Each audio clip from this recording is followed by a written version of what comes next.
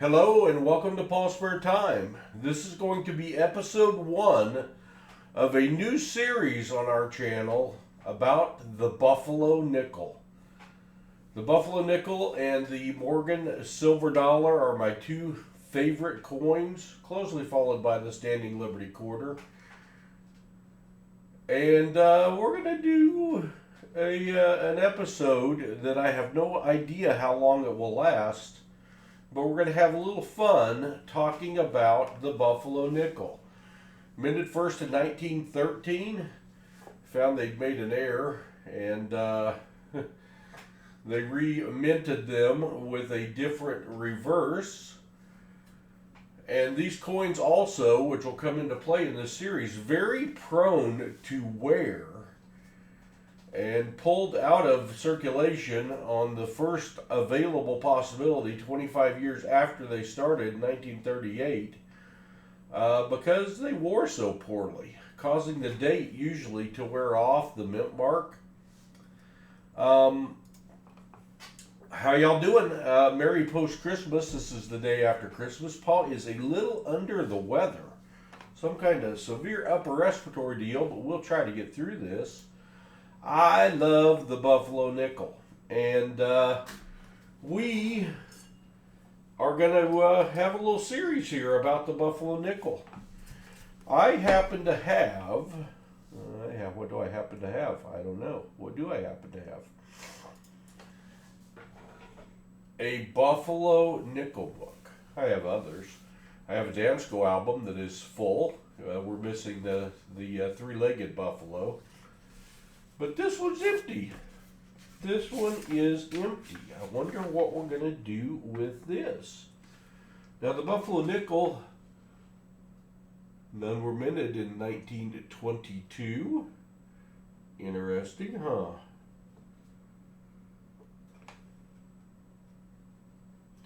None were issued in 1932 or 1933. There's 64 coins that they minted for this set, but then there are some air coins that are pretty commonly realized that you need to complete the set. The most important is the 1937D three-legged that was they messed up their die by striking it together with no planchet in it, and it messed up one of the legs, so you can't see one of the legs of the buffalo. And it is a recognized air coin. Also, there's a 36D and a 38 that are 3.5-legged buffaloes that are recognized also as varieties that you can find. I've never found any of them. Now, since the Buffalo nickel's no longer in circulation, it's hard to go out and just find enough to fill a book. We do average finding a Buffalo nickel in every 2 boxes of nickels we search from the bank, so they're still out there. But frequently when you find them, they don't have a date on them. Let me see if I can show you an example of that. Alright, so here is a Buffalo nickel that you want. It's got the full date on there, 1937. Has not been worn off. If there were to be a mint mark, it would be down here below the 5 cents. I don't see a mint mark on this one. My scope's not working right now, so I'm showing you on Hudson's. Now, frequently on Buffalo nickels, you will instead get one like this. And I don't even know if that's going to show up on this scope. Let's turn off the light. How do I turn off the light? Right there. Put this light over there.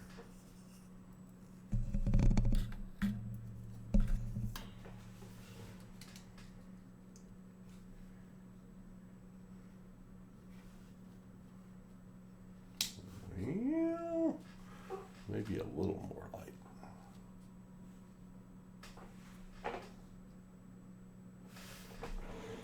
All right, hold on. All right, this is what we would call a partial date Buffalo nickel.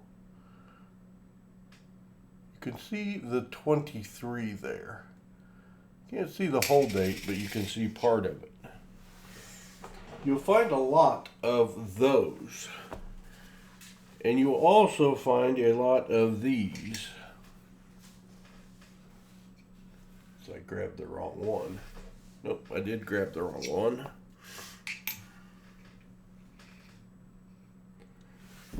A no date buffalo nickel where it has been worn off.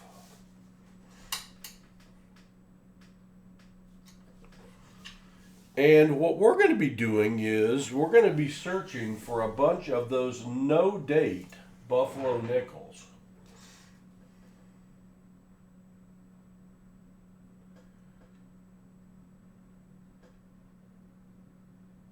You might actually be able to see part of a date on that one.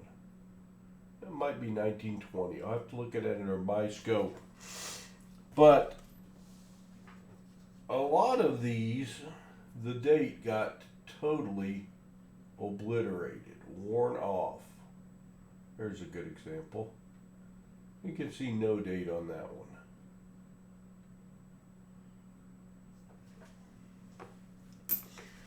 So what we're going to do is I purchased from one location, I think just 20 buffalo nickels that were no date. Supposedly no date. I'm going to have to look at these and see if they have a date or not. Then another place I bought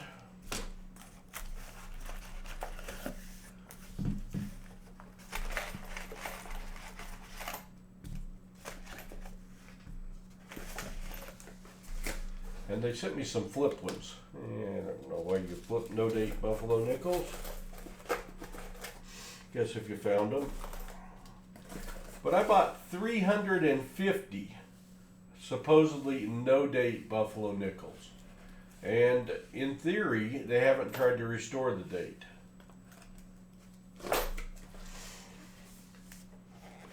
From another place, I bought 200 no date buffalo nickels. Haven't even opened these. They're from eBay.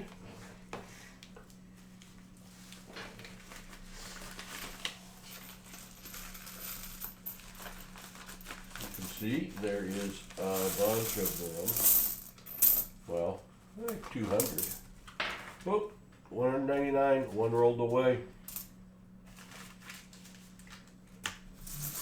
A lot of buffalo nickels. I mean, a lot. Let's just pick the one on top and see if we can see a date. Nope.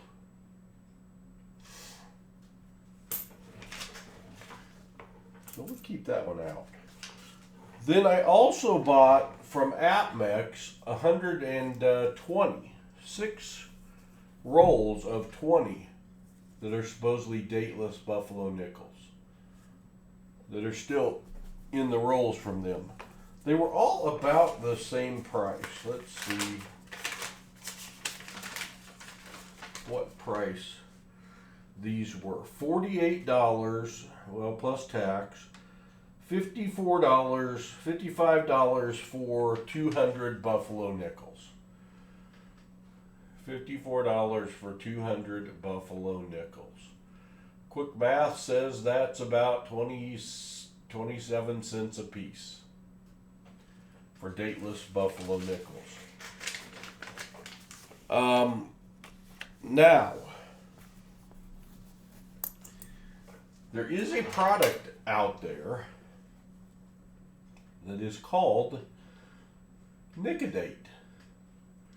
4 nickels, apply 1 drop to the date area of the coin. When the date becomes visible, wash coin in water. Repeat process if necessary. And this will restore the date. Now, with the exception of the Type 1 1913s, which I can tell if they have the correct reverse, I won't have to Nicodate because I can tell if it's got the hump instead of the flat ground. I don't know what it is. None of these have tremendous value as the dateless buffalo nickel. Now, the partial date ones are going to be more valuable partial date than restoring the full date, because you can tell what they are. But if you nicodate a nickel, you're cutting the value in half or more. But already the value is much less than it would be, excuse me, if it was a full date buffalo nickel. So what we're going to try to do, so we have 300, 250, 120, and 20. Quick math, how many is that? 690 buffalo nickels. What I'm going to do next is I'm going to go through and look at all these and see which ones have partial dates. Because I bought two buffalo nickel books. And I'm going to try to fill a buffalo nickel book with partial dates, and fill a buffalo nickel date or nickel book with restored dates. Will we be able to totally fill a buffalo nickel book with restored dates? I don't know. And I have no idea how many partial dates we're going to have here, so that may not go very far. But what I'm going to do over time is I'm going to nicodate 10 to 20 of these a time, and I am going to put them in the book as we find ones that we've restored, and see if we can come up with a complete set of restored buffalo nickels in a buffalo nickel book, and then we will auction it off. We can do that. Can we do it? I don't know. Let me set up here real quick, and I will show you before I start spending the rest of my life going through all of these, looking to see if they have dates or not. I will restore one today to show you the process we're going to go through in this series to restore these buffalo nickel dates. This will work on any nickel. This happens to be a silver nickel, and it probably still would work on the silver nickels, though I probably wouldn't do it, because you're going to know they're silver. So, I'll be back in a second to nicodate our first one. Alright, so what you're going to want to have to do this is a no-date nickel, a little bit of water to deactivate the ingredient once the date shows up or doesn't show up, some nicodate. I have an old bottle that I bought 5 years ago that I've not used near all of, and I have the new bottle I've just bought. You want to wear gloves as well.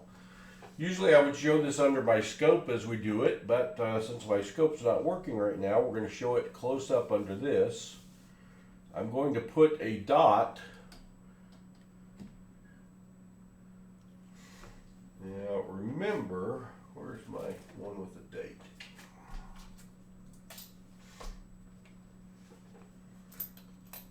See this one? See where the date is? The date is kind of right, goes over to the last little strand of hair, is centered in that area. So look at those. And as I do 700 of these, I'm probably going to get better at it. But you can put a small amount of nicodate on, and it won't be as obvious, though it still is going to reduce the value of the coin. So I've got the nicodate. I'm going to put it on here.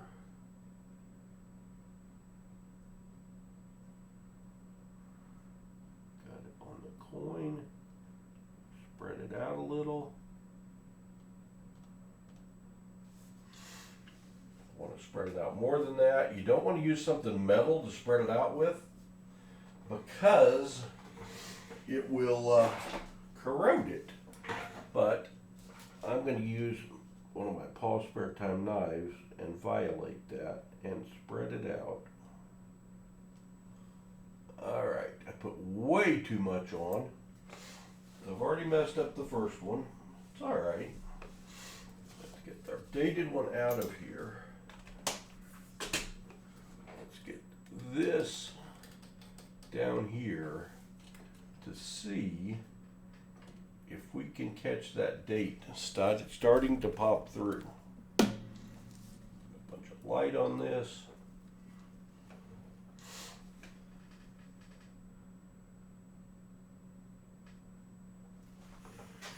And how long you leave it on?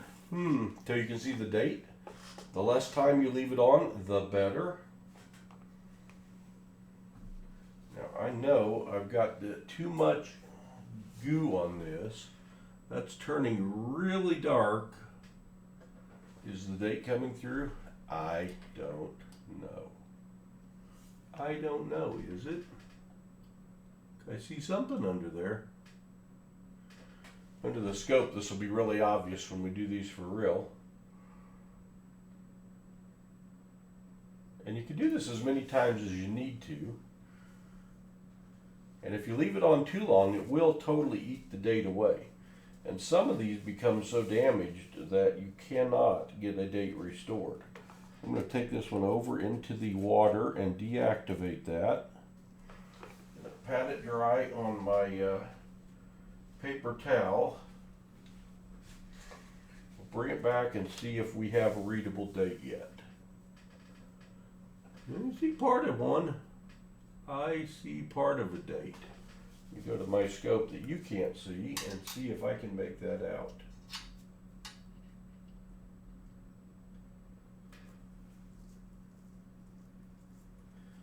It's a 1919. It is a 1919, and I don't know that you can see that yet. So what I'm going to do is let me put a little more juice on it. And we're going to give it another minute and see if we can get it any better or if we eat the date off.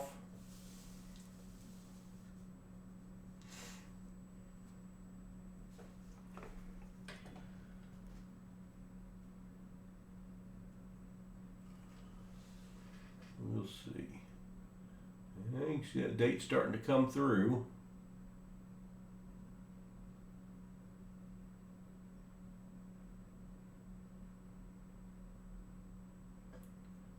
The 1919, like magic appearing. I'm not going to leave this on here much longer because we don't want to eat it all the way off. We do want to have a nice readable date if it's going to go in the book.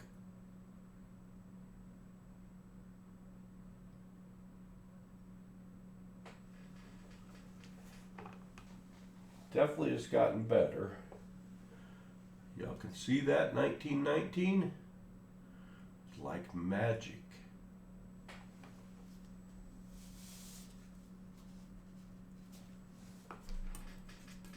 Deactivate it in the water. Pat it down with the paper towel. Bring it back out. And you can see it.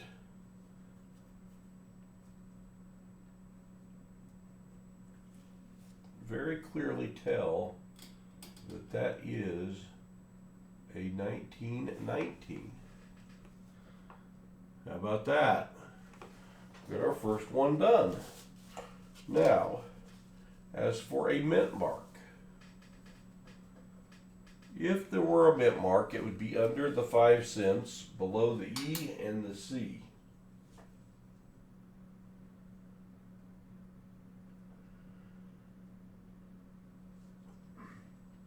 I do not see a mint mark, and I do not see that area worn enough that I think the mint mark would be worn off. So, we're not going to nickadate the reverse of that right now. Just go searching for a mint mark that may or may not be there. We've got a 1919, so what we're going to do is we're going to take our book. Where'd our book go? There's our book. There's our book.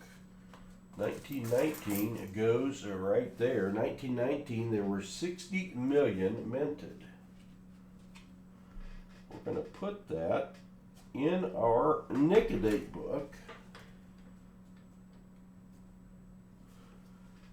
And we have our first restored date, Buffalo nickel, 1919. So that's a start. Only 63 more to go for the basic set, unless we get lucky and find a 3-legged or 3.5-legged of something, which would be cool. So that's what it's going to be. We're going to be restoring the date on a bunch of Buffalo nickels. So in the comments below, what I would like you to do for me is let me know what you think. You think this will be interesting? You're looking forward to it? Not really your thing? What? I am going to get these all sorted out into partial date, and I'll be back with what percent were partial date, and how many partial dates we got, and how many full dates we got, and how many no dates we got, how many we have to Nicodate, and I will be filming episode 2 with that, and with Nicodating 10 or 20 of these to see how many we can end up with. Also going to see if I can get my silly scope fixed so we can film this better. But let me know what you think about the series. We also will do some of these series in the vertical live format so that we can try to get some more people involved in this hobby that aren't aware that you can restore dates of Buffalo nickels. Some of them we'll do in this full screen format. We'll do them both of those methods, most likely, maybe even a short. So let me know. The boys are sick. Paul's sick. I don't know if we're going to stream this Saturday or not. It's also Paul and Grammy's 40th wedding anniversary, so maybe I'd better not stream. Got to think that one through, huh? Thanks for watching. I hope you're having a great day. God bless, and we'll see you again soon when Paul has more spare time.